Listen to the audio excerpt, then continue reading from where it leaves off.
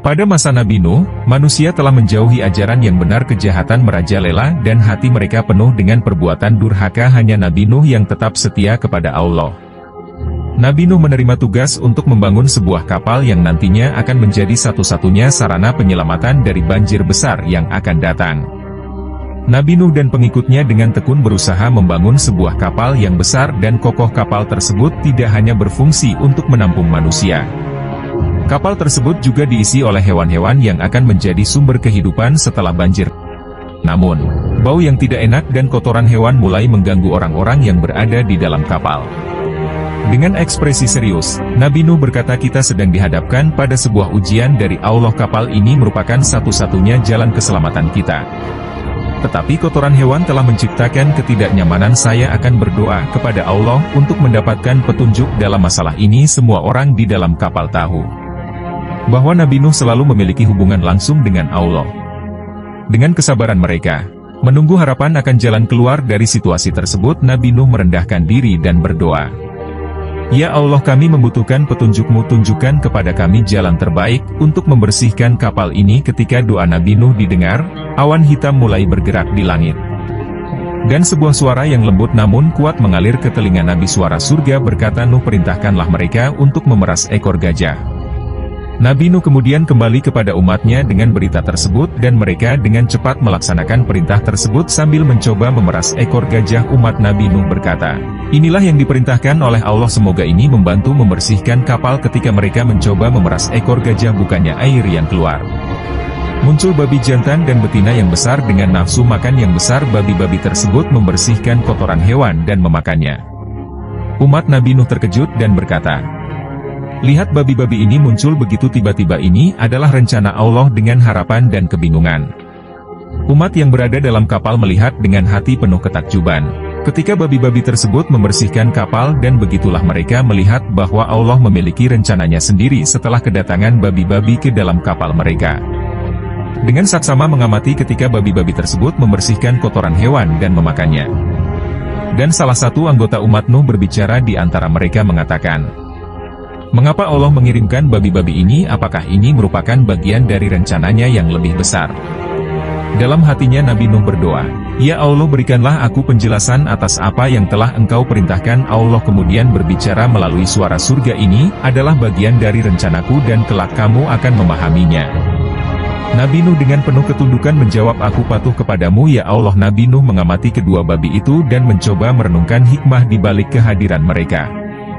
Babi jantan berkata, kami adalah makhluk Allah yang berbicara dengan mereka. Allah yang telah diutus untuk membersihkan kapal ini. Ya Nabi, kami akan menjalankan tugas ini sambil mengangguk. Babi betina menambahkan, kita akan bekerja sama untuk menjaga kapal tetap bersih dan aman. Babi-babi jantan dan betina dengan bersemangat berlarian di sekitar kapal mengakibatkan kerusakan pada beberapa barang dan bahkan memecahkan beberapa wadah makanan. Umat Nuh mulai merasa marah dengan beberapa di antara mereka mengungkapkan, babi-babi ini benar-benar membuat keonaran, mereka merusak barang-barang kita. Nabi Nuh berbicara kepada babi-babi itu, apa yang sedang kalian lakukan? Babi jantan dengan rasa malu mengakui, maafkan kami Nabi, kami terlalu bersemangat dan sangat senang. Babi betina merasa menyesal dan menyampaikan, kami tidak bermaksud merusak apapun. Nabi Nuh merenung sejenak kemudian tersenyum dengan bijaksana, kalian adalah makhluk Allah yang setia. Dan memberitahu mereka tentang perintah baru yang diterimanya dari Allah. Nabi Nuh berkata kepada umatnya, Allah telah memberikan perintah untuk mengakhiri misi ini dan membuang babi-babi tersebut ke laut. Umat Nuh merasa terkejut dan sedih karena mereka merasa bahwa babi-babi ini telah banyak membantu mereka selama waktu di kapal. Nabi Nuh berkata, kita harus patuh kepada kehendak Allah, Dia yang telah memberikan kita keselamatan dan kita tidak boleh melawannya. Meskipun dengan hati yang berat, umat Nuh bersama-sama dengan Nabi Nuh membawa babi-babi itu ke tepi kapal dengan perasaan sedih. Mereka melihat saat babi-babi itu dilemparkan ke laut yang luas. Babi jantan berbicara kepada umat Nuh, terima kasih atas segala bantuan Anda dan perlakuan baik yang kalian berikan kepada kami selama ini. Babi betina dengan rasa syukur juga menambahkan, kami telah mengambil banyak pelajaran dari kalian dan Nabi Nuh, semoga Allah selalu menjaga dan melindungi kalian, kata babi-babi tersebut setelah babi-babi itu dibuang ke laut.